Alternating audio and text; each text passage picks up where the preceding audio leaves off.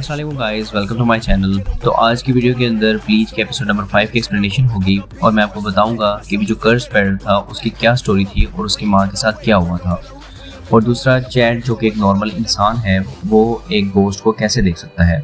इसलिए मेरी वीडियो के अंदर बनिए रहेगा और एंड तक देखिएगा। और उससे पहले तमाम भाइयों से गुजारिश है कि मेरे चैनल को सब्सक्राइब कर लीजिएगा और अगर वीडियो पसंद आए तो लाइक भी कीजिएगा। तो एपिसोड की तरफ बढ़ते हैं।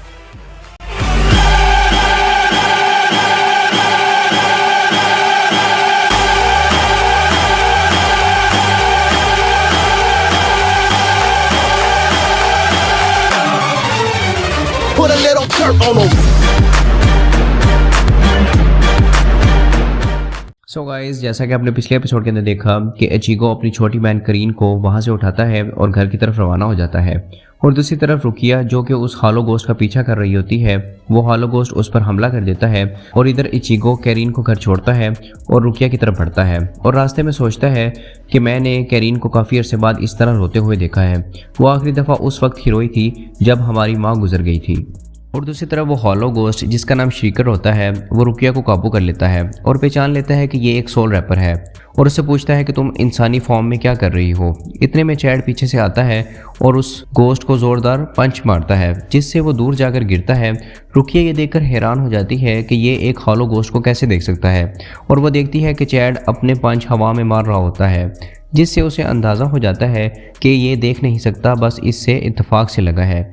और अचानक चैड एक दफ़ा फिर उस गोश्त को पंच मारता है और वो पीछे जाकर गिरता है। रुकिया देखकर हैरान हो जाती है कि ये उस चीज़ का सामना कर रहा है जिसे ये ना तो ये देख सकता है और ना ही महसूस कर सकता है।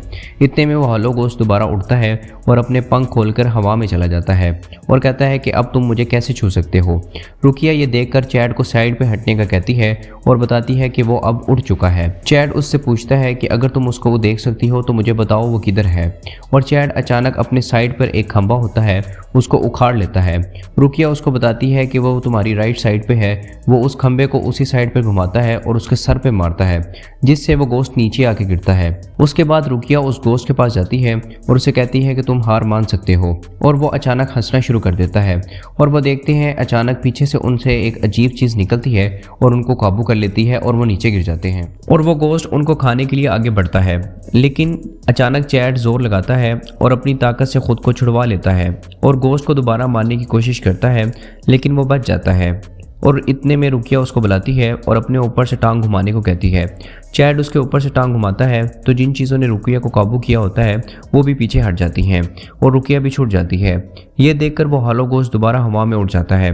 रुकिया चैड को बताती है कि वो इस वक्त हवा में है और उसके पास एक प्लान है और वो चैड को कहती है कि तुम उसकी तरफ उसको फेंको। चैड उसको अपने हाथ में उठा लेता है और उस गोश्त की तरफ फेंकता है और जैसे ही रुकिया उसके करीब पहुंचती है वो गोश्त उस पर अपने टारगेट्स फेंकता है और वो नीचे गिरना शुरू हो जाती है। चैड ये देखकर उसकी तरफ बढ़ता है और छलांग लगाकर उसे पकड़ लेता है और वह देखते हैं कि रुकिया के जिस्म पे अजीब सी चीज़ें चिमटी हुई होती हैं। रुकिया उसको उतारने की कोशिश करती है लेकिन वो नहीं उतरती और वो हॉलो गोश्त नीचे आता है और उनको बताता है कि ये मेरे स्मॉल बॉम्ब्स हैं जो मेरी ज़ुबान की आवाज़ से फटते हैं। और वो अपनी ज़ुबान बाहर निकाल के अजीब सी आवाज़ उनसे निकालता है जिससे जो रुकिया के जिस्म पर चीज़ें होती हैं वो फट जाती हैं और वो ज़ख्मी हो जाती है।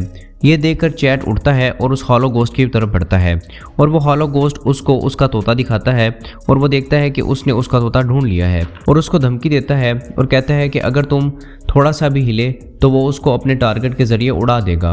और रुकिया को कहता है कि तुम अब भागना शुरू करो ताकि मैं तुम्हारा शिकार करूं और मुझे मज़ा आए।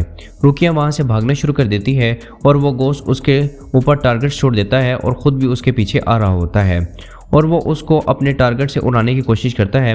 रुकिया बचने की बहुत कोशिश करती है लेकिन कुछ उस पर लग जाते हैं और वो अपनी ज़ुबान से दोबारा आवाज़ निकालता है और वो टारगेट्स फट जाते हैं और रुकिया बुरी तरह ज़ख्मी हो जाती है। और ये देखकर वो गोश्त बहुत खुश हो रहा होता है और उसे दोबारा भागने को कहता है।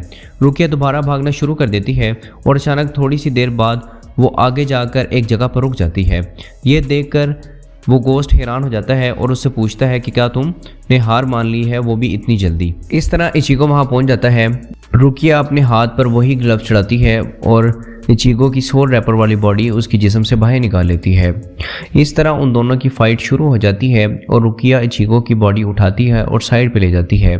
इतनी देर में चैड भी पीछे से आ जाता है और वहाँ चैड के पास जो तोता होता है वो उसको बताता है कि ये सब मेरी वजह से हो रहा है, मैं तो बस अपनी अम्मी को वापस लाने के लिए ये सब कुछ कर रहा था।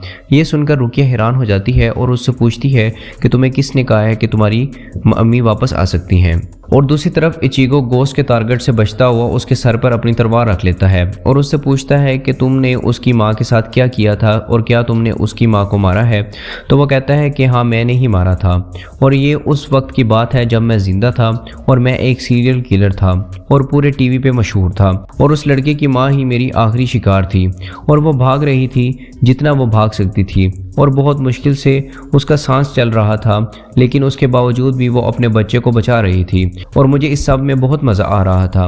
और इस तरह मैं उसकी बालकनी तक पहुंच गया और उस लड़के ने मेरे शूज़ को पकड़ा जिससे मैं नीचे स्लिप होकर उस बालकनी से नीचे गिर गया था और मैंने उसी वक्त सोच लिया था कि मैं इस बच्चे से बदला लूँगा और मैंने उस लड़के की रूह को इस तोते में कैद कर लिया और उसे कहा कि अगर तुम 3 महीने तक इस तरह भागते रहे तो मैं उसकी माँ उसको वापस ला कर दे दूँगा।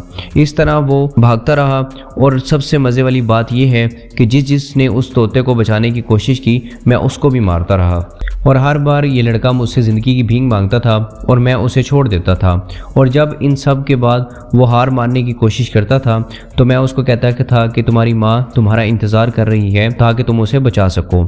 ये सुनकर उसका जोश दोबारा बहाल हो जाता था और दोबारा इस काम पर लग जाता था। ये सुनकर इचिगो गुस्से में आ जाता है और अपनी तलवार घुमाने की कोशिश करता है, लेकिन इतने में गोस्ट उस तलवार को अपने हाथ में पकड़ लेता है और उसको पीछे की तरफ धकेलता है और अपनी टारगेट्स इचिगो पर फेंकता है। इचिगो वो टारगेट्स अपने हाथ में पकड़ लेता है और उसकी तरफ बढ़ के उसके दांत तोड़कर अपना हाथ उसके मुंह में कर लेता है और उसकी ज़ुबान को पकड़ता है और कहता है कि इसी ज़ुबान से तुम इसको फाड़ते हो ना। तो उसकी ज़ुबान को पकड़ के वो बाहर की तरफ खींचता है और तोड़ देता है और इस तरह वो आगे बढ़ता है और अपनी तलवार से उसके सर पे मारता है और उसको ख़त्म कर देता है। और वो देखता है कि अचानक एक अजीब सा दरवाज़ा खुलता है और वो हैरान हो जाता है। इतने में रुकिया पीछे से आती है और वो कहती है कि ये एक जहन्नम का दरवाज़ा है और जो हॉलो गोस्ट अपनी ज़िंदगी में अपना कसूर मान लेते हैं तो उनको इसके अंदर डाल दिया जाता है। इस सब के बाद इचिगो और रुकिया उस तोते के पास जाते हैं और उस तोते में से उस लड़के की रूह जिसका नाम यूइची शिबाता होता है वो बाहर आ जाती है और इचिगो उसको कहता है कि तुम अपनी माँ को वापस तो नहीं ला सकते लेकिन तुम उसके पास जा सकते हो। ये सुन के वो खुश हो जाता है और जाने से पहले वो चैड का शुक्रिया अदा करता है जो कुछ उसने उसके लिए किया होता है और इस तरह इचिगो उसको सोल सोसाइटी भेज देता है। इसके बाद आखिर में दिखाया जाता है कि इचिगो की बहन कैरीन घर लेटी होती है और उसको सुकून से नींद आती है और वो इचिगो का शुक्रिया अदा करती है।